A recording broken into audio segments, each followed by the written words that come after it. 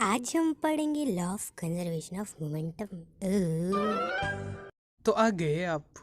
तो इस वीडियो के अंदर हम एक लॉ देखेंगे जिसका नाम है law of conservation of momentum.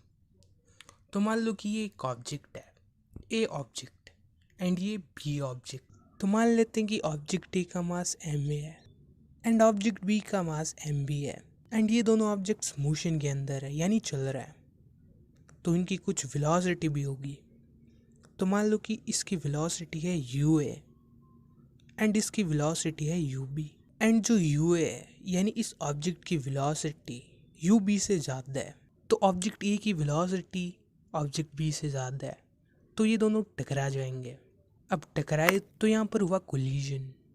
तो इस कोलिजन के अंदर हुआ क्या वो देखते हैं। तो ऑब्जेक्ट ए चलता हुआ आया एंड बी से टकरा गया, यानी ऑब्जेक्ट ए ने बी के ऊपर एक फोर्स लगाई। तो मान लो कि ऑब्जेक्ट ए ने बी के ऊपर एफ ए बी फोर्स लगाई। ए बी का मतलब force applied by object A on B. तो न्यूटन चाचा ने क्या कहा था, हर एक एक्शन का इक्वल एंड अपोजिट रिएक्शन होता है। तो ऑब्जेक्ट ए इसके ऊपर फोर्स लगा रहा है, तो ये भी ऑब्जेक्ट ए के ऊपर फोर्स लगाएगा। तो मान लेते हैं कि इसने एफ बी ए फोर्स लगाई ऑब्जेक्ट ए के ऊपर। एफ बी ए यानी force applied by object B on A. दोनों ऑब्जेक्ट्स के ऊपर कुछ फोर्स लगी है, तो इनकी वेलोसिटीज भी चेंज होगी। तो अब ऑब्जेक्ट ए की वेलोसिटी मान लो होगी V A and object B की वेलोसिटी होगी वी बी। वी को हमने फाइनल वेलोसिटी के लिए यूज़ करा है एंड यू को इनिशियल वेलोसिटी के लिए। तो जिस पॉइंट पे कोलिजन हुआ है वहाँ पे ऑब्जेक्ट ए ने बी के ऊपर फोर्स लगाई एंड ऑब्जेक्ट बी ने बी ए के ऊपर फोर्स लगाई। तो न्यूटन ने क्या कहा था, ये फोर्सेस इक्वल एंड अपोजिट होगी। तो हम F A B is equal to F B A लिख सकते हैं। पर ये तो हमें यही बता रहा है कि फोर्स ए बी के इक्वल है। पर जो थर्ड लॉ था वो क्या कहता था कि फोर्सेस इक्वल एंड अपोजिट होती है। तो अपोजिट के लिए हम एक माइनस का साइन लगा देते हैं। तो F A B is equal to minus F B A. तो ये माइनस हमने अपोजिट के लिए लगाया है कि force A B force B A के अपोजिट है। तो F A B is equal to minus F B A हो गया। एंड फोर्स का क्या फॉर्मूला होता है, force is equal to mass into acceleration.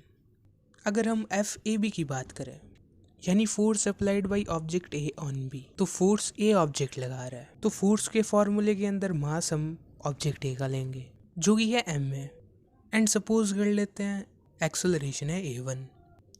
तो एफ ए बी क्या हो जाएगी, M A one.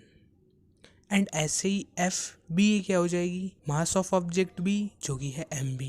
And suppose कर लेते हैं कि ऑब्जेक्ट बी के ऊपर ए टू एक्सेलरेशन लग रहा था, तो एफ बी हो जाएगा M B A two and acceleration होता है V minus U by T.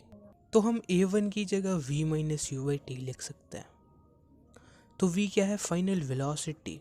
तो ऑब्जेक्ट ए की फाइनल वेलोसिटी है V A and initial velocity U A है।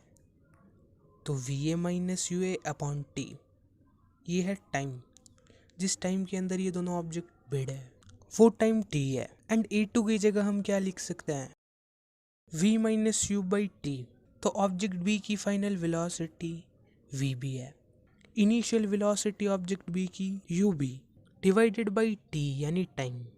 तो अगर हम इस टी को इस साइड भेजें तो इस साइड ये डिवाइड हो रहा है, तो इस साइड जाके ये मल्टीप्लाई होगा, तो इस टी से ये टी कैंसिल हो जाएगा एंड हमारे पास बचेगा M A V A minus U A is equal to minus M B V B minus U B. तो अगर हम ब्रैकेट को खोलें तो एम ए से जब वी ए मल्टीप्लाई होगा तो ये हो जाएगा M A V A minus M A U A, and इस साइड वाले ब्रैकेट को खोलें तो minus M B into V B क्या हो जाएगा, minus M B V B. And minus M B minus U B क्या हो जाएगा, माइनस माइनस प्लस, तो ये हो जाएगा plus M B U B. अगर हम एम ए यू ए को इस साइड भेजें तो ये यहाँ पर नेगेटिव है, तो इस साइड जाके पॉजिटिव हो जाएगा।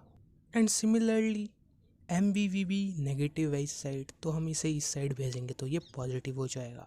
तो हमें इक्वेशन मिलेगी M A V A plus M B V B is equal to M A U A plus M B U B.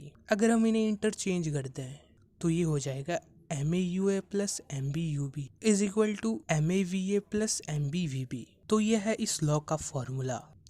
तो ये है क्या, इसे समझते हैं। तो मोमेंटम होता है मास इनटू वेलोसिटी। तो MAUA क्या है, mass of object A and initial velocity of object A, यानी कि इनिशियल मोमेंटम ऑफ ऑब्जेक्ट ए।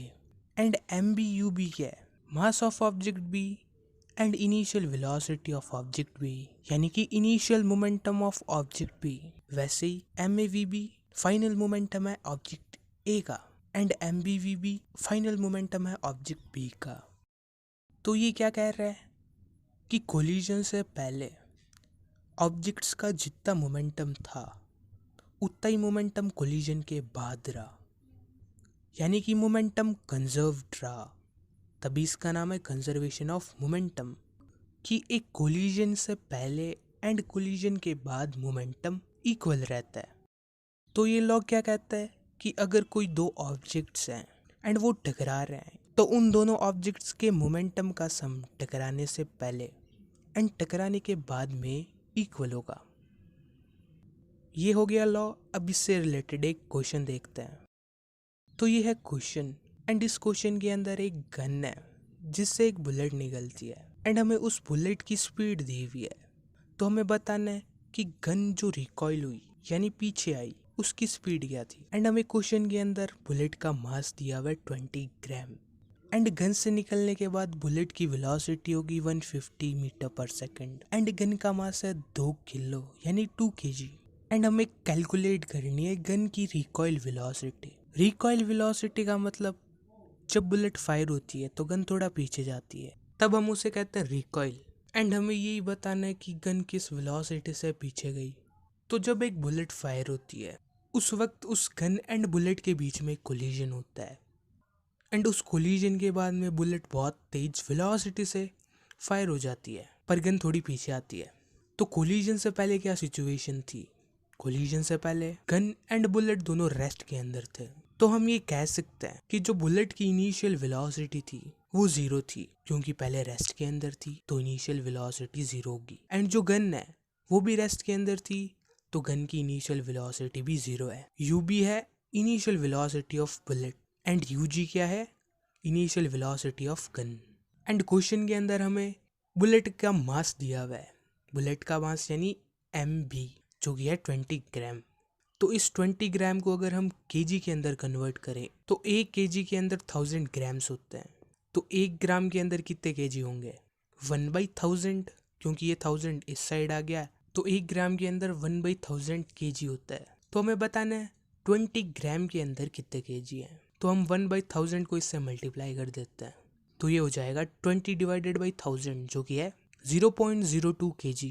तो ये हमें बुलेट का मास मिल गया kg के अंदर एंड हमें गन का मास भी दिया हुआ है जो है 2 kg। तो mg क्या हो गया 2 kg। एंड हमें बुलेट की फाइनल वेलोसिटी यानी फायर होने के बाद वाली वेलोसिटी दी हुई है VB यानी फाइनल वेलोसिटी ऑफ बुलेट जो कि है 150 मीटर पर सेकंड। एंड हमें निकालनी क्या है, फाइनल वेलोसिटी ऑफ गन यानी VG। तो law of conservation of momentum क्या कहता है कि गन का मोमेंटम कोलिजन से पहले प्लस बुलेट का मोमेंटम कोलिजन से पहले इज इक्वल टू गन का मोमेंटम कोलिजन के बाद में प्लस बुलेट का मोमेंटम कोलिजन के बाद में। तो गन का इनिशियल मोमेंटम क्या हो जाएगा, मास इनटू इनिशियल वेलोसिटी। वैसे ही बुलेट का initial momentum mass into initial velocity of bullet जो कि इक्वल है फाइनल मोमेंटम ऑफ गन के।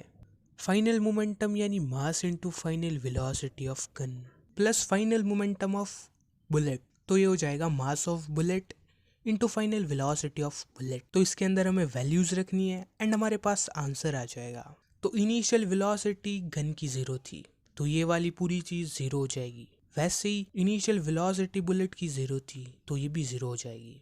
एंड इस साइड की बात करें तो ये है मास ऑफ गन जो है 2 kg इंटू VG यानी final velocity of gun plus mass of bullet जो कि है 0.02 kg multiplied by final velocity of bullet जो कि है 150।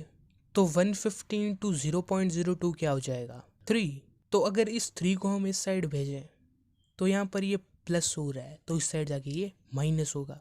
तो -3 इज इक्वल टू 2 तो जब हम इस 2 को इस साइड भेजेंगे तो ये 3 से डिवाइड होगा, एंड 3 डिवाइडेड बाई 2 क्या होता है 1.5। तो फाइनल वेलोसिटी ऑफ गन क्या आ जाएगी -1.5 मीटर पर सेकेंड। तो इस माइनस का क्या चक्कर है, तो ये माइनस यही बता रहा है कि जो गन की फाइनल वेलोसिटी थी उसकी डायरेक्शन अपोजिट थी, क्योंकि हम माइनस अपोजिट के लिए यूज करते हैं। तो बुलेट तो इस डायरेक्शन के अंदर गई पर गन पीछे आई, यानी अपोजिट डायरेक्शन के अंदर गई, तभी यहाँ पर ये माइनस है। तो यहाँ पर हमारा चैप्टर खत्म होता है। अगर कोई डाउट है तो नीचे कमेंट कर दो, या उससे अच्छा मुझे इंस्टाग्राम पर मैसेज कर दो।